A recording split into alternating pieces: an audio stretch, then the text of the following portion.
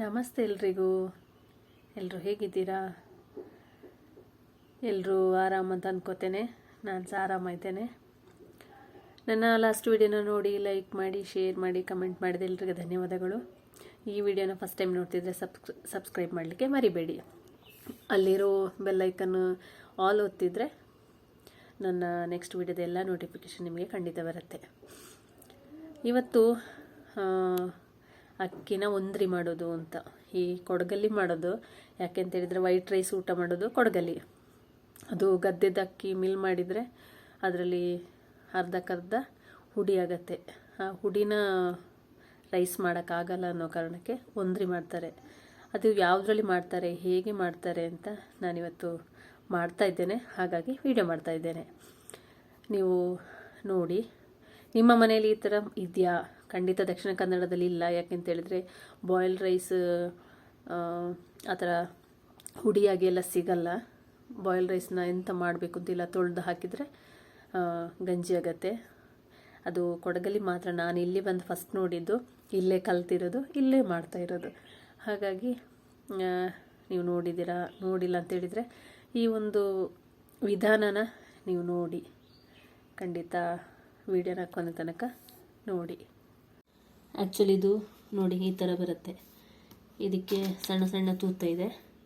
ಇದರಲ್ಲಿ ಸಣ್ಣ ಸಣ್ಣ ಹುಡಿ ಅಕ್ಕಿ ಎಲ್ಲ ಬೀಳತ್ತೆ. ದೊಡ್ಡ ಅಕ್ಕಿ ಇದರಲ್ಲೇ ನಿಲ್ಲತ್ತೆ. ಅದನ್ನ ರೈಸ್ ಮಾಡೋಕ್ಕೆ ಚೆನ್ನಾಗಿರುತ್ತೆ. ನೋಡಿ ಮಾಡ್ತೇನೆ ನಾನೀಗ.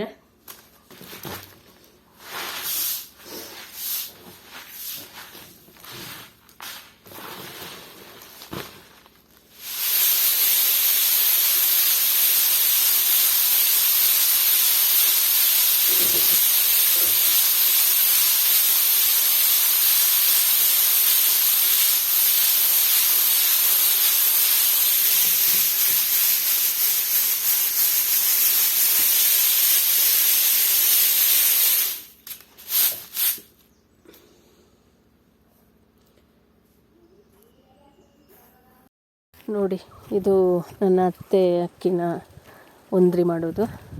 ಅವರು ಮಾಡೋ ರೀತಿಯೇ ಬೇರೆ, ನಾನು ಮಾಡೋ ರೀತಿಯೇ ಬೇರೆ. ಅದು ಅಕ್ಕಿ ಫುಲ್ ರೌಂಡ್ ಬರ್ತಾ ಇರುತ್ತೆ. ಭತ್ತ ಎಲ್ಲ ಇದ್ದರೆ ಮಿಡ್ಲಲ್ಲಿ ಸ್ಟಾಕ್ ಆಗುತ್ತೆ. ಅದೊಂದು ಟೈಪ್ ಬೇರೆ. ನೋಡಿ, ಫಾಸ್ಟ್ ಮಾಡ್ತಾರೆ ಅವರು. ನನಗೆ ಅಷ್ಟು ಫಾಸ್ಟ್ ಆಗಲ್ಲ, ಆದರೆ ಮಾಡ್ತೇನೆ, ಕಲ್ತಿದ್ದೇನೆ ನನಗೆ ಗೊತ್ತಿರೋ ಹಾಗೆ. ಅವರು ಸ್ವಲ್ಪ ಅದರಲ್ಲಿ ಸ್ವಲ್ಪ ಅಲ್ಲ, ತುಂಬ ಅನುಭವ ಇರೋ ಕೈ ಅದು. ಹಾಗಾಗಿ ಫಾಸ್ಟ್ ಮಾಡ್ತಾರೆ. ಅದು ಭತ್ತನ ಮಧ್ಯಕ್ಕೆ ಹೇಗೆ ತರ್ತಾರೆ ಅನ್ನೋದು ನನಗೆ ಇಷ್ಟರವರೆಗೆ ಗೊತ್ತಾಗಿಲ್ಲ, ಹೇಗೆ ಅಂತ. ನೋಡಿ, ಇದು ಇಡೀ ಅಕ್ಕಿ ಇಷ್ಟು ಸಿಗತ್ತೆ. ಇದರಲ್ಲಿ ಹುಡಿ ಅಕ್ಕಿ ಕೆಳಗೆ ಬೀಳತ್ತೆ. ಇದನ್ನ ದೋಸೆಗೆ, ನಾವು ತಿಂಡಿಗೆಲ್ಲ ನೆನೆಸಿಡ್ಲಿಕ್ಕೆ ಯೂಸ್ ಮಾಡ್ಬೋದು. ಇದು ಇಡೀ ಅಕ್ಕಿನ ರೈಸ್ ಮಾಡೋಕ್ಕೆ ಯೂಸ್ ಮಾಡ್ಬೋದು. ಆ್ಯಕ್ಚುಲಿ ಅದು ನಾವು ತಿರುಗಿಸ್ತೇವಲ್ವ, ಭತ್ತ ಎಲ್ಲ ಇದರಲ್ಲಿದ್ದರೆ ಮಿಡ್ಲಲ್ಲಿ ಮಾಡ್ತಾರೆ. ನನ್ನ ಅತ್ತೆಲ್ಲ ಮಾಡುವಾಗ ಮಾಡ್ತಾರೆ. ನನಗೆ ಅಷ್ಟೆಲ್ಲ ಅನುಭವ ಇಲ್ಲ ಇದರಲ್ಲಿ. ಮಾಡ್ತೇನೆ, ಹುಡಿ ಅಕ್ಕಿ ಬೀಳುವಷ್ಟು ಮಾಡ್ತೇನೆ. ಅದನ್ನ ಭತ್ತನೆಲ್ಲ ಮಿಡ್ಲಿಗೆ ತಂದು ಒಂದ್ರಿ ಮಾಡಲಿಕ್ಕೆ ನನ್ನ ಕೈಯಲ್ಲಿ ಆಗೋದಿಲ್ಲ. ನಾನು ಮತ್ತೆ ಹುಡುಕಿ ಭತ್ತ ಇದ್ದರೆ ತೆಗಿತೇನೆ ಅಷ್ಟೇ. ನೀವು ಇದನ್ನ ನೋಡಿದ್ದೀರಾ, ನನ್ನ ಅತ್ತೆ ಇದ್ದಾರೆ. ಒಂದು ನಿಮಿಷ ಅತ್ತೆ ಕೈಯಲ್ಲಿ ಮಾಡಿಸ್ತೇನೆ ನಾನು ಈ ವಿಡಿಯೋನ. ಸೊಸೈಟಿ ರೈಸಲ್ಲಿ ವೈಟ್ ರೈಸ್ ಹಾಳಾಗದಾಗೆ ಒಂದು ಹುಡಿನ ಮಿಕ್ಸ್ ಮಾಡ್ತಾರೆ. ನೀವು ಚಂದ ಬೆಚ್ಚಗಿಟ್ಟರೆ 1 ವರ್ಷವೂ ಹಾಳಾಗಲ್ಲ. ಏನೋ ಒಂದು ಪೌಡರ್ ಮಿಕ್ಸ್ ಮಾಡೋದಕ್ಕೆ. ಬಟ್ ಇದರ ಡಸ್ಟ್ ಬರುತ್ತಲ್ವ, ಆ ಧೂಳಿಗೆ ನನಗಂತೂ ತುಂಬ ಕೋಲ್ಡ್ ಆಗುತ್ತೆ. ನನಗದರ ಡಸ್ಟ್ ಆಗೋದೇ ಇಲ್ಲ. ಆದರೂ ಇದು ಅನಿವಾರ್ಯ, ಕ್ಲೀನ್ ಮಾಡಲೇಬೇಕು. ಹಾಗಾಗಿ ಕ್ಲೀನ್ ಮಾಡ್ತಾ ಇರ್ತೇನೆ. ಜೊತೆಗೆ ಇದೊಂದು ನೋಡಿ, ಬೆತ್ತದ್ದು ಈ ಥರ ನೀವು ನೋಡಿದ್ದೀರಾ. ಈಗ ನೋಡಿ, ರೈಸ್ ಇಡೀ ಅಕ್ಕಿನ ಕ್ಲೀನ್ ಮಾಡಿ ಇದಕ್ಕೆ ಹಾಕಿದ್ದೇನೆ.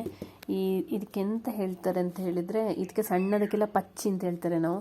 ಈ ದೊಡ್ಡದಕ್ಕೆ ಅಂತ ಹೇಳ್ತಾರೆ ಅಂತ ಗೊತ್ತಿಲ್ಲ ನನಗೆ. ನಿಮಗೆ ಗೊತ್ತಿದ್ದರೆ ಕಮೆಂಟಲ್ಲಿ ಹೇಳಿ.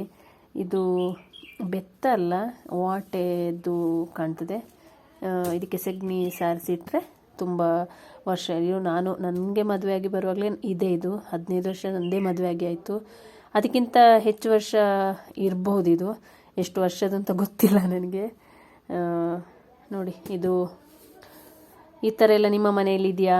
ಇದೆಲ್ಲ ಒಂಥರ ಪ್ರಾಚೀನ ವಸ್ತುಗಳ ಹಾಗೆ, ಹಳೆ ಉಪಕರಣಗಳು. ಇದೆಲ್ಲ ಈಗಿನ ಮಕ್ಕಳಿಗೆ ಇದ್ರ ಬಗ್ಗೆ ಎಂಥ ಸಹ ಮಾಹಿತಿ ಗೊತ್ತಿಲ್ಲ. ಯಾವುದ್ರಲ್ಲಿ ಮಾಡ್ತಾರೆ, ಏನಕ್ಕೆ ಯೂಸ್ ಮಾಡ್ತಾರೆ ಅನ್ನೋದೆಲ್ಲ ಗೊತ್ತಿರಲ್ಲ. ನಮ್ಮ ಮನೆಯಲ್ಲಿ ಇದೆ, ನನ್ನ ಮಕ್ಕಳಿಗೆ ಗೊತ್ತುಂಟು. ಆದರೆ ಯಾವುದ್ರಲ್ಲಿ ಮಾಡಿದ್ದಾರೆ ಅನ್ನೋದು ಖಂಡಿತ ಗೊತ್ತಿರಲಿಕ್ಕಿಲ್ಲ. ಇದಕ್ಕೆ ಸೆಗಣಿ ಸಾರಿಸ್ಕೊಂಡಿದ್ರೆ ಚೆಂದ ಇರುತ್ತೆ. ಇದೊಂದು ನೋಡಿ, ಅಕ್ಕಿನ ಗೇರೋದು ಅಂತ ಹೇಳ್ತಾರೆ. ಅದು ನಮ್ಮ ಆಚೆ ತಡಪೆ ಯೂಸ್ ಮಾಡ್ತಾರೆ, ದಕ್ಷಿಣ ಕನ್ನಡದಲ್ಲಿ. ಇದು ಮೊರೋ ಅಂತ ಹೇಳ್ತಾರೆ. ಇದು ಸಹ ಓಟೆಯಿಂದ ಮಾಡೋದು. ನೋಡಿ, ಇದು ಹೀಗೆ ಹಿಡ್ಕೊಂಡು ಹೀಗೆ.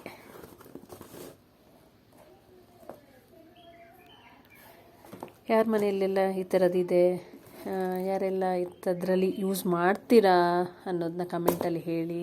ಅಥವಾ ಫಸ್ಟ್ ಟೈಮ್ ಇದನ್ನ ನೋಡ್ತಾ ಇದ್ದೀರಾ, ಇದಕ್ಕೆ ಸಹ ಸೆಗಣಿ ಹಚ್ತಾ ಇರಬೇಕು, ಆಗ ಚೆನ್ನಾಗಿರುತ್ತೆ.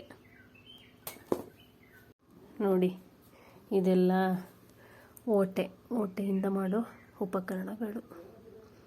ಇದು ಅಕ್ಕಿ ಒಂದ್ರಿ ಮಾಡಿದ ಮೇಲೆ ಅದರ ಧೂಳು ತೆಗಿಯೋಕ್ಕೆ ಇದು ಸಣ್ಣ ಇದು ಅಕ್ಕಿಯೆಲ್ಲ ಹಾಕಿಡ್ಬೋದು. ಅದು ಅಕ್ಕಿ ಒಂದ್ರಿ ಮಾಡಲಿಕ್ಕೆ ಇದು ಏನಕ್ಕೂ ಯೂಸ್ ಮಾಡ್ಬೋದು.